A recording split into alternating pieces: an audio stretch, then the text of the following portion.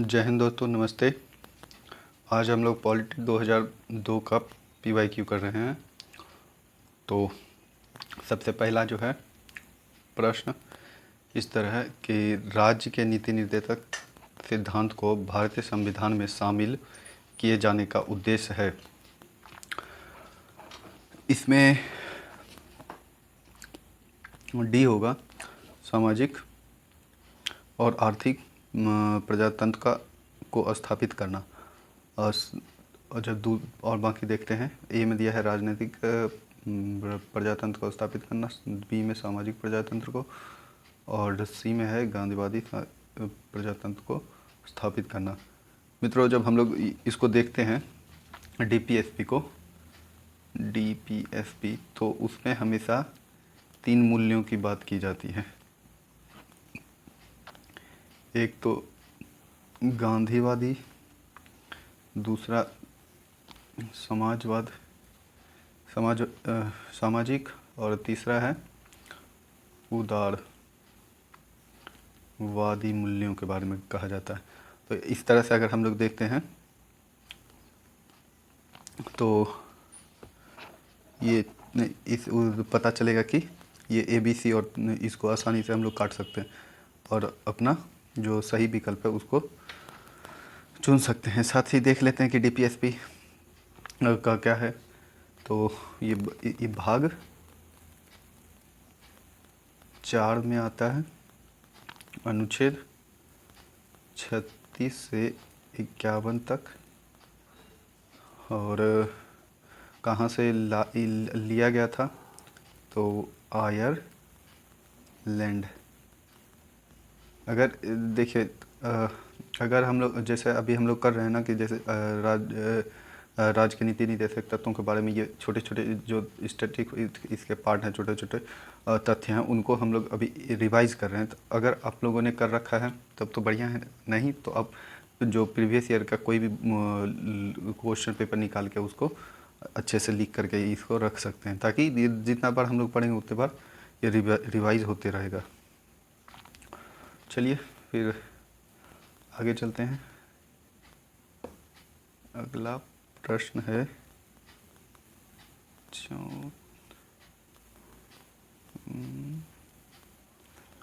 माफ़ कीजिएगा दोस्तों,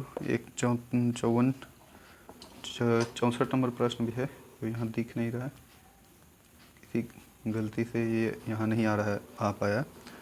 तो मैं अगला प्रश्न लेता हूँ 65 का।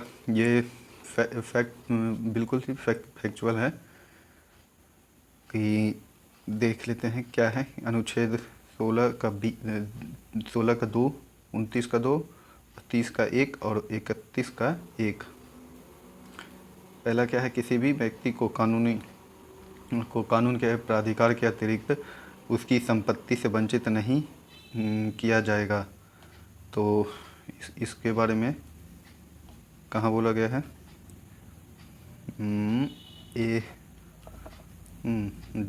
डी में बोला गया है, मतलब अनुच्छेद 31 का 1।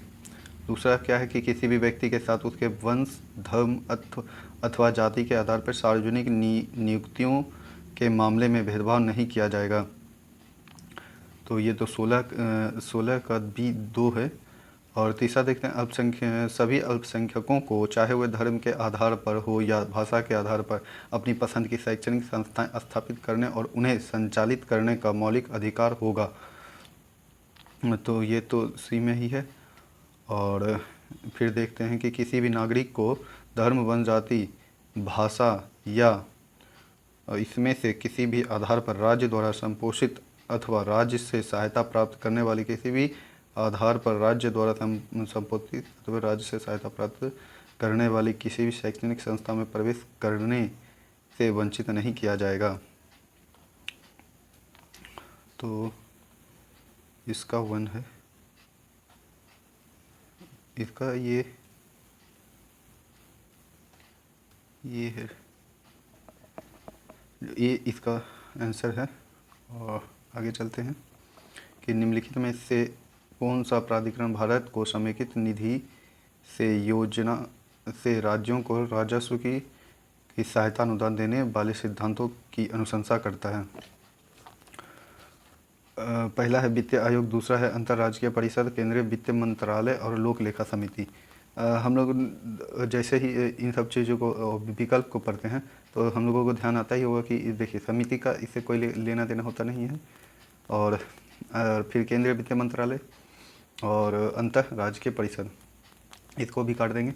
अब इनमें देखिए अगर हम लोग ये पॉलिटिको थोड़े से भी पढ़े हुए हैं तो आसानी से इसको ले लेंगे, इसको चुन सकते हैं।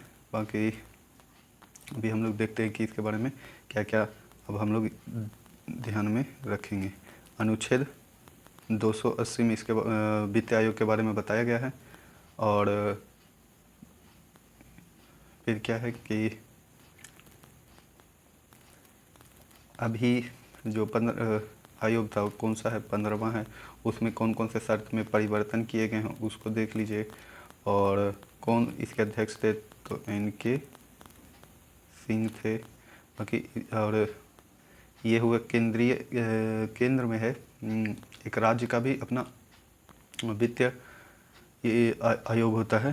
वो कहाँ कहाँ अपना उनके द्वारा जो है राज्य और मतलब राज्य और पंचायत स्थानीय निकायों को के मध्य वित्त का विभाजन किया जाता है या वितरण किया जाता है, मतलब वितरण की सिफारिश की जाती है।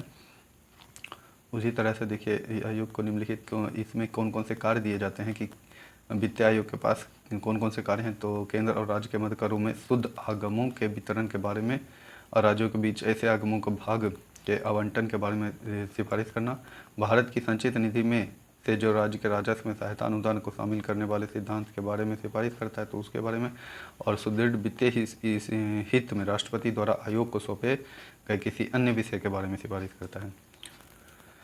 अगला प्रश्न है कि उच्च न्यायालय के न्यायाधीशों के वेतन और भत्ते दिए जाते हैं राज्य के समेकित निधि से। और तो बाकी क्या है कि भारत में समेकित निधि से, भारत का आकस्मिक निधि, और ये दोनों तो बिल्कुल ही सही नहीं लग रहा है। और अब इसमें देखिए कि भारत के समेकित और राज्य के, तो उच्च न्यायालय के न्यायाधीश के जितने भी वेतन भत्ते होते हैं उसका निर्धारण करता संसद के द्वारा किया जाता है, परंतु जो दिया जाता है वो राज्य के संचय निधि के द्वारा। और इसमें कोई भी नियुक्ति के बाद जो है अलाभकारी परिवर्तन नहीं किया जाएगा। ये है। अच्छा, इसके बाद एक क्या इसके वेतन भत्ते तो दिए जाते हैं राज्य के समेकित निधि से, परंतु पेंशन की जो व्यवस्था है वो राज्यों केंद्र सरकार के द्वारा मतलब दिया जाता है।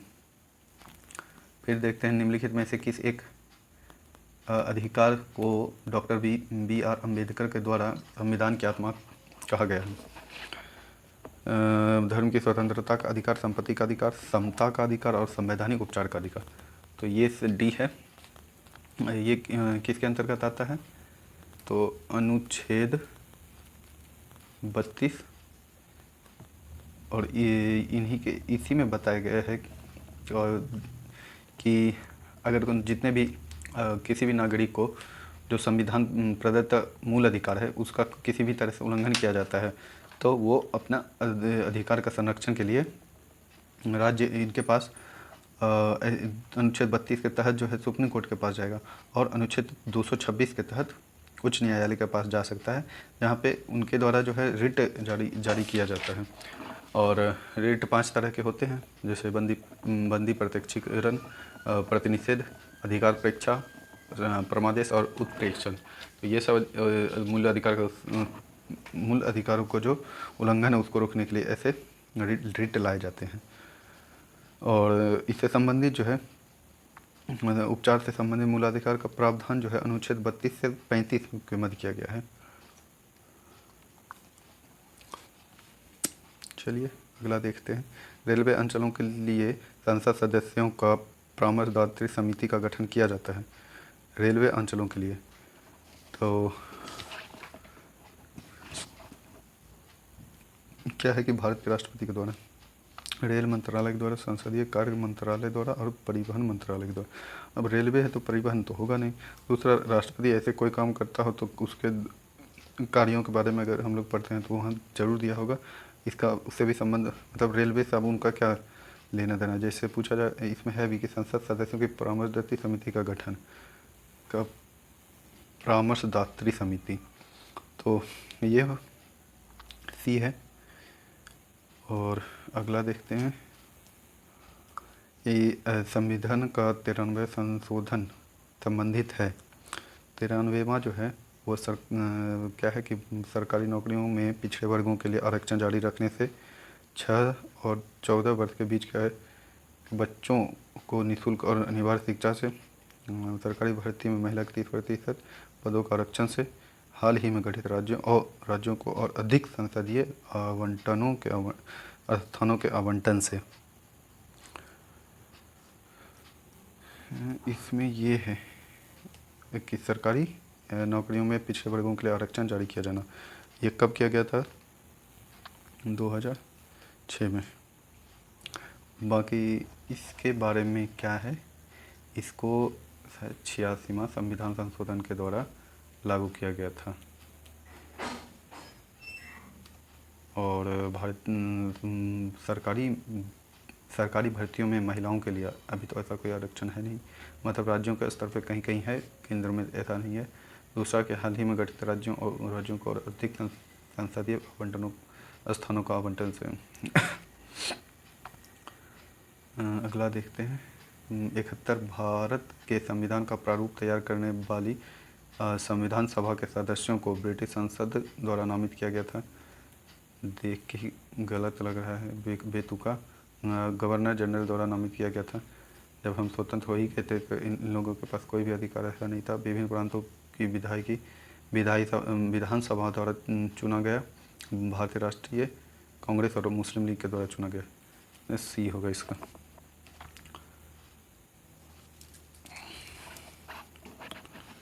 चलिए फिर देखते हैं आगे। भारतीय राजनीतिक नीति के संदर्भ में निम्नलिखित में से कौन सा कथन सही है? पहला है कि योजना आयोग के जवाबदेही संसद के प्रति है। ठीक। दूसरा क्या है कि राष्ट्रपति दोनों सदन के सत्राधीन न होने पर ही अध्यादेश जारी कर सकते हैं। ठीक। फिर क्या है कि उच्चतम न्यायालय के न्यायाधीश के रूप में राष्ट्रपति की न्यूनतम आयु 40 वर्ष है। ऐसा कुछ तो है नहीं। फिर राष्ट्रीय विकास परिषद में केंद्रीय वित्त मंत्री और सभी राज्य के मंत्री, ये भी गलत है। अच्छा, इस दोनों में देखते हैं कि क्या कि योजना आयोग को जवाबदेही संसद के प्रति है। गलत, उत्तर भी होगा। अब हम लोग देखते हैं कि इसका कहाँ प्रावधान किया गया है कि अध्यादेश अगर लाया जाएगा राष्ट्रपति के द्वारा तो उसका प्रावधान अनुच्छेद 1, 2, 3 में किया गया है। और जबकि गवर्नर के द्वारा अगर देखा जाए तो वो उसका अनुच्छेद 2, 1, 3 में किया गया है। ठीक। अच्छा, एक चीज़ और हम लोग यहाँ देखेंगे इसके बारे में कि राष्ट्रीय विकास परिषद के बारे में क्या है। ये देखिए, सर्वोच्च एक तरह का परिषद है जिसकी अध्यक्षता पीएम के द्वारा किया जाता है। पीएम के साथ क्या कौन कौन होंगे कि सीएम होंगे और यूटी के गवर्नर होंगे या फिर जो अन्य प्रशासक होंगे वो और नीति आयोग के सदस्य होंगे। फिर कैबिनेट सदस्य या मंत्री जो हैं वो होंगे। देखिए, ये में हो गया कि सर्वोच्च संस्था है। और इसका गठन जो किया गया था वो कब किया गया था? 1952 में। ये ना तो वैधानिक है ना ही संवैधानिक। ठीक। और इसको ध्यान में रखेंगे, काफ़ी इम्पोर्टेंट है, क्योंकि इससे पहले कभी भी किसी परिषद या संगठन के बारे में, संस्थाओं के बारे में पूछा जाता है तो उसमें ये अवश्य पूछ लिया जाएगा कि वो उसका वो संवैधानिक है या वैधानिक है। तो ऐसा कुछ इसका कुछ वैसी मान्यता है नहीं।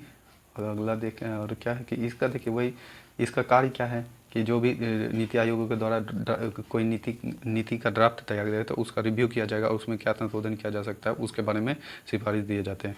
उसके बाद राजनीतिक जो नीतियों को जो राष्ट्रीय स्तर पर लागू करना हो तो उसके लिए नियम क्या होंगे उन पर विचार किया जाता है।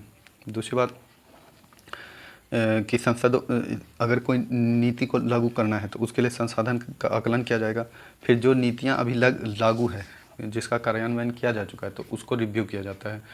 और एक और काम है कि इसमें कि राज्यों के मध्य नीति आयोग राज्यों के मध्य और केंद्र सरकार के मध्य में विचारों का आदान प्रदान किया जाता है, जिससे अपना संसदीय जो व्यवस्था है वो सुचारू रूप से चलता रहे।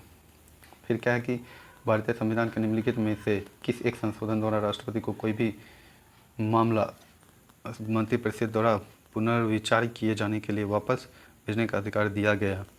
तो हम लोग देखिए संविधान संशोधन के बारे में जब भी पढ़ते हैं तो सामान्य जानकारी भी हो तो 72वां संविधान संशोधन जिसे कि लघु संविधान भी कहा जाता है, उसमें बहुत से, चूँकि ये एक आपातकाल के दौरान किया गया था और वो कहीं ना कहीं का अपने राज्य ने इतिहास का काला पन्ना है ही, और वो अधिनायकवाद की स्थिति थी, तानाशाही जैसा स्थिति था। तो उसमें ऐसे अनेक संशोधन किए गए थे जिससे पुनः संशोधित करने की आवश्यकता थी।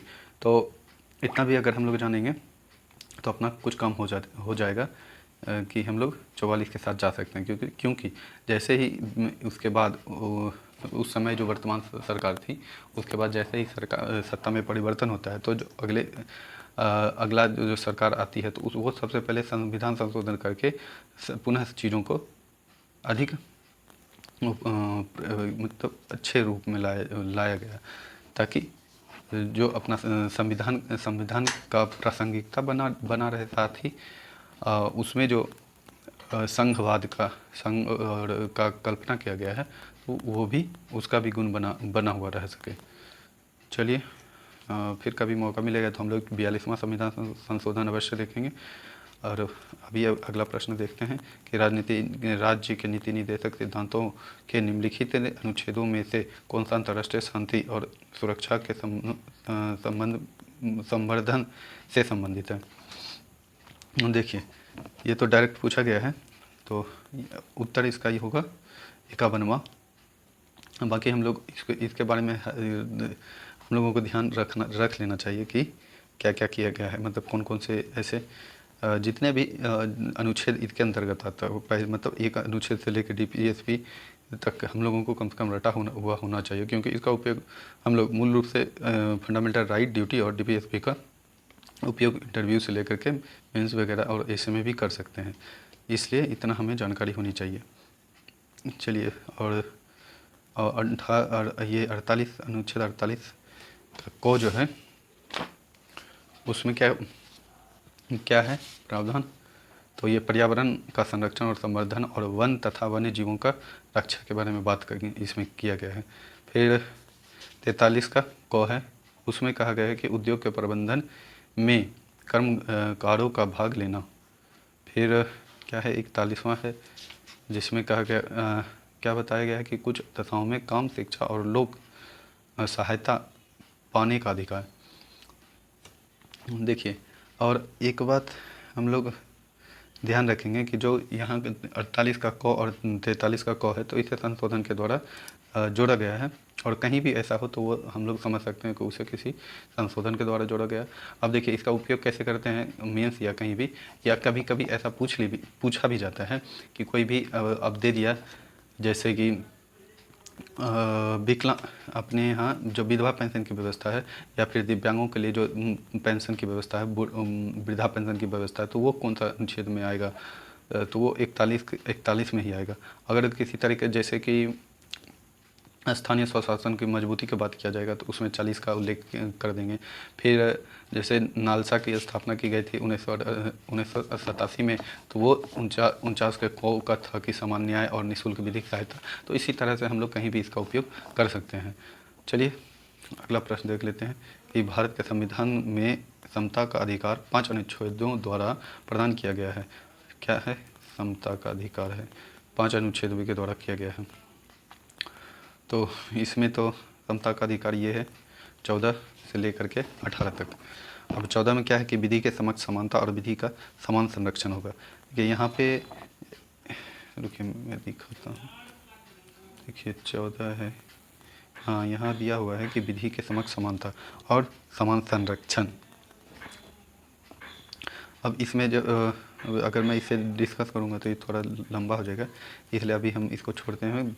अगली बार अब कहीं भी कभी मौका मिलेगा तो हम लोग इसके बारे में एक अच्छे से समझ लेंगे कि समक्ष समानता क्या है, विधि के समक्ष, और समान संरक्षण क्या है।